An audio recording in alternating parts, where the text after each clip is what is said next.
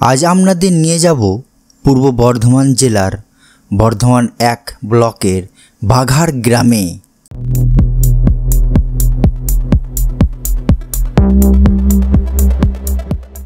বাঘার গ্রামটি গ্রাম্য দেবতা শ্রী শ্রী বাবা বাঘ্রেশ্বর শিব মন্দিরের জন্য বিখ্যাত।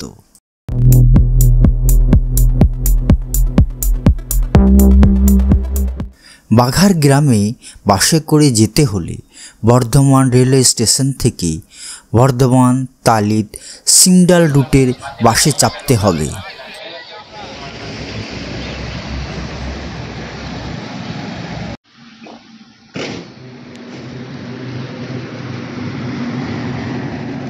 এবং তালিদ রেলওয়ে স্টেশন থেকে টোটো করে এই বাঘার গ্রামে পৌঁছানো যায়।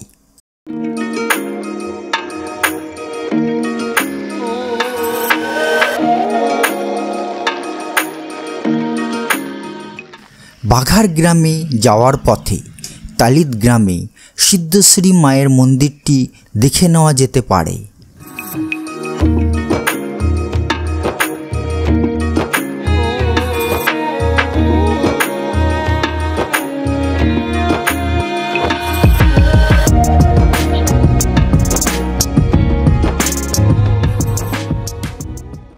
বাঘার গ্রামে প্রবেশ করে দেখা যাবে বাঘার স্বাস্থ্য কেন্দ্র।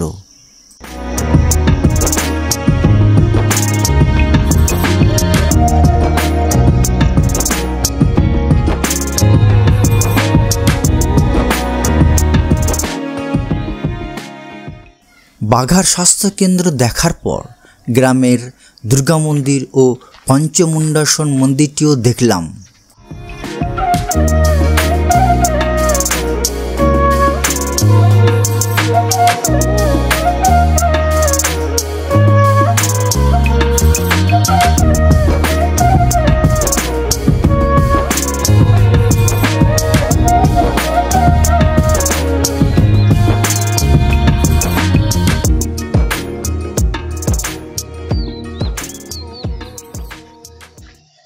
দুর্গা মন্দির দর্শন করার পর আমি গেলাম বাঘার গ্রামের বিখ্যাত গ্রাম্য দেবতা বাবা বাঘ্রেশ্বর শিব মন্দির চত্বরে।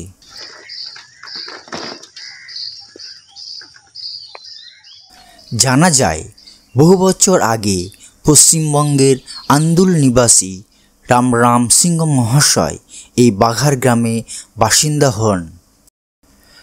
রাম সিংহ ছিলেন বর্ধমান রাজবংশের একজন দক্ষ নামকরা উচ্চ পদস্থ রাজ কর্মচারী।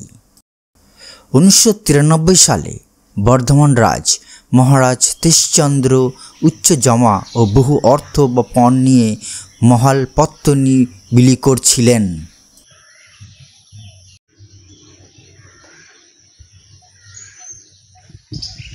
নমস্কার বাবু, আমরা যে মন্দিরের পাশে আছি সেই মন্দিরটা সম্বন্ধে বলুন। কিসের মন্দির, কতদিন আগেকার মন্দির, পুজো কখন হয়? বড় আকারে উৎসব আকারে পুজো হয় চৈত্র মাসে হয়।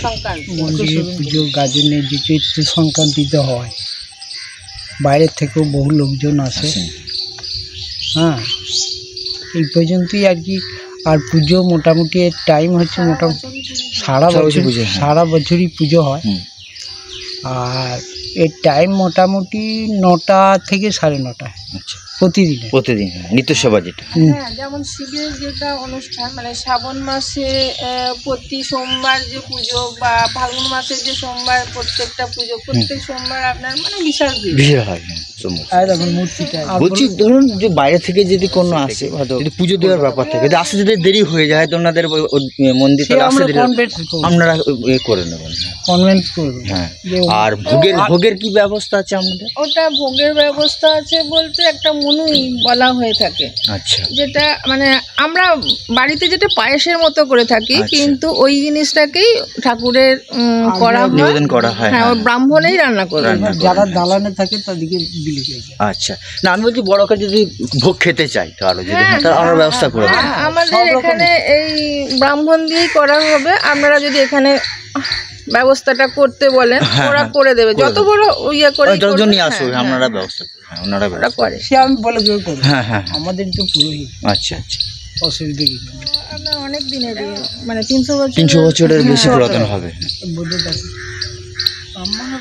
ওকে চল 1770 সালে তৈরি। 1770 সালে। দেখুন 1770 সালে তৈরি এটা।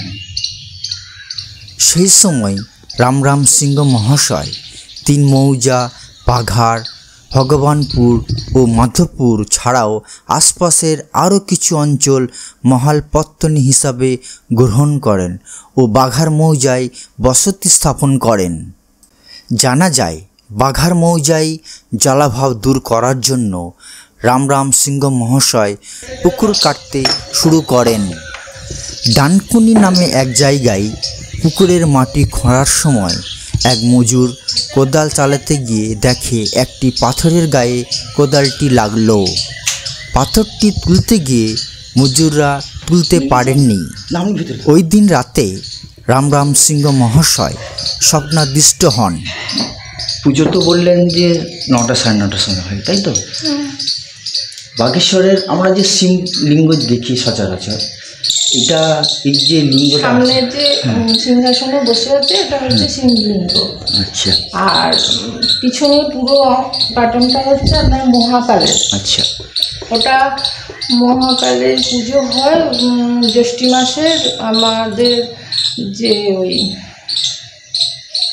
বুদ্ধ পূর্ণিমা থাকে সেই সময় একটা অনুষ্ঠান হয়। আর এই সামনের যে সিংহাসনে মহাদেবের যে ইয়েটা রয়েছে কাটনটা, ওনার অনুষ্ঠানটা চলে আপনার চৈত্র মাসের একদম সংক্রান্তিতে। আচ্ছা। আপনি যদি কখনো চৈত্র সংক্রান্তির সময় আসেন তো আপনি এলে দেখতে পাবেন, মানে বিশাল অনুষ্ঠান হয়। মানে গাজন মানে গাজন। আমরা যেটা ছোট থেকে সত্যি বলতে কি আমি এখানের মেয়ে নই, তো আমাদের সাইডে নেই। রীনা সিংহ। আপনার এই পরিবারের আমি গৃহবধূ। আর এই ভগবানের অনেক মানে ইয়ে পাওয়া যেত, এই ধরুন চাঁদ মালা, এই যে মালাগুলো এখন শুধু এগুলো রুদ্রাক্ষ পরানো আছে, কিন্তু অ্যাকচুয়ালি ওনাকে এই যে ঠাকুরের উপর চোখ পরানো আছে, এইরকম অনেক গয়না ওনার আসে। গাজনের সময় সন্ন্যাসীরা এখানেই থাকে, তো সেই সময় বাবা বাগেশ্বরে পুরো সেই রূপোর মুকুট থেকে ওনার আলাদা রূপোর ঘোড়া আছে, সব কিছু বের করা হয় তখন ব্যাগ থেকে।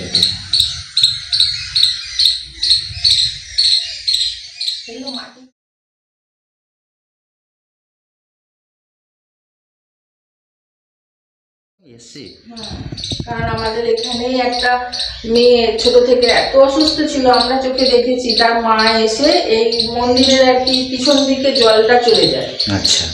বাবার যে চাঞ্জল, হ্যাঁ, সেই চাঞ্জলটা পিছন দিকে চলে যায়। সে মানে তাকেও স্বপ্নাদেশে সে ওই পিছন থেকে সে চাঞ্জলটা তুলে নিয়ে গেছিল।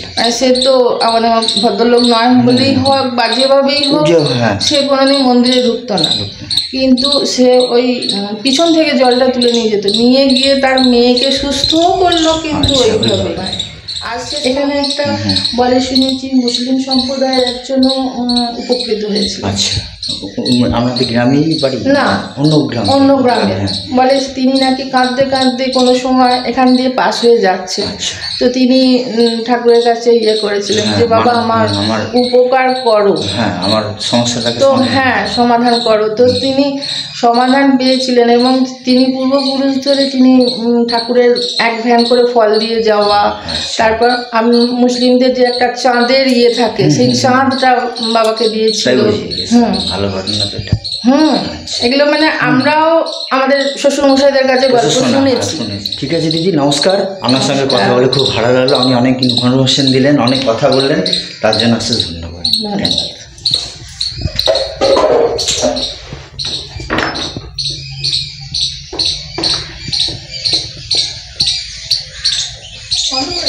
হ্যাঁ, বন্ধ করে দিন। জানতে পারেন ওই পাথরটি একটি শিবলিঙ্গ।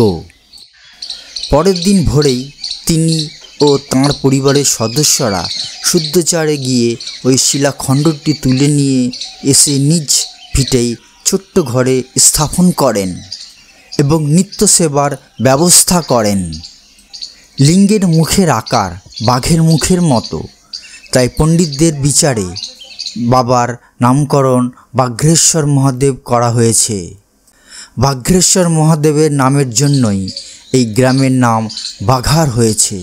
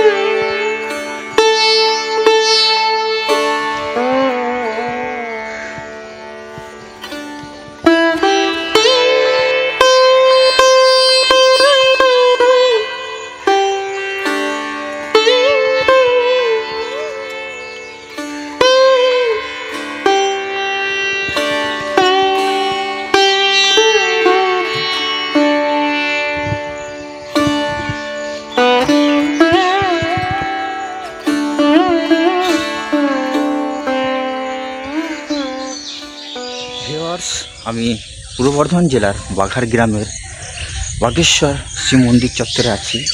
খুব সুন্দর লোকেশন মন্দিরে। শিব মন্দির চত্বরে থাকাকালীন মন্দিরে বর্তমান সেবায়িতদের সঙ্গে মন্দির সম্বন্ধে অনেক কিছু আলোচনা করা হলো। নমস্কার দাদা। হ্যাঁ, তো দিদি বললেন যে আপনি মন্দিরের সঙ্গে আছে, মন্দির সম্বন্ধে একটু বলুন। আমার নাম বলরাম সিংহ, বলরাম সিং। আচ্ছা, বাঘার গ্রাম থেকে বলছি। হুম। এটা আজ থেকে প্রায় 250-300 বছর আগেকার জমিদারি রাজত্বের আমলে তখন এই মন্দির সৃষ্টি। আমাদের বংশ পরম্পরা, আমার যে দাদু তার উপরে যেহেতু আমাদের জমিদারের একটা পূর্বপুরুষ, আমাদের জমিদারের একটা অংশ ছিল এখানে।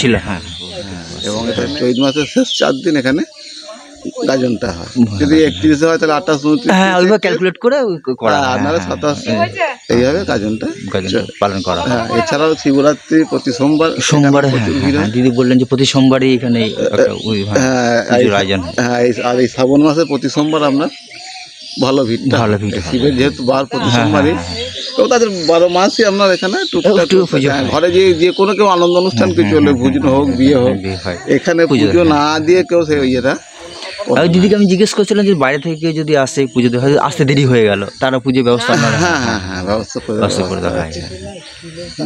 তবে এখনো ধরুন শুধু এইতে করে ব্রাহ্মণের পেট চলে না, তাকে কাজে বেরিয়ে যেতে হয়। এই জন্য আমরা সবাইকে বলি মোটামুটি 10:30-11টার পুজোটা নিয়ে আসে, কারণ শুধুমাত্র পুজো করে এখন আর ব্রাহ্মণদের চলছে।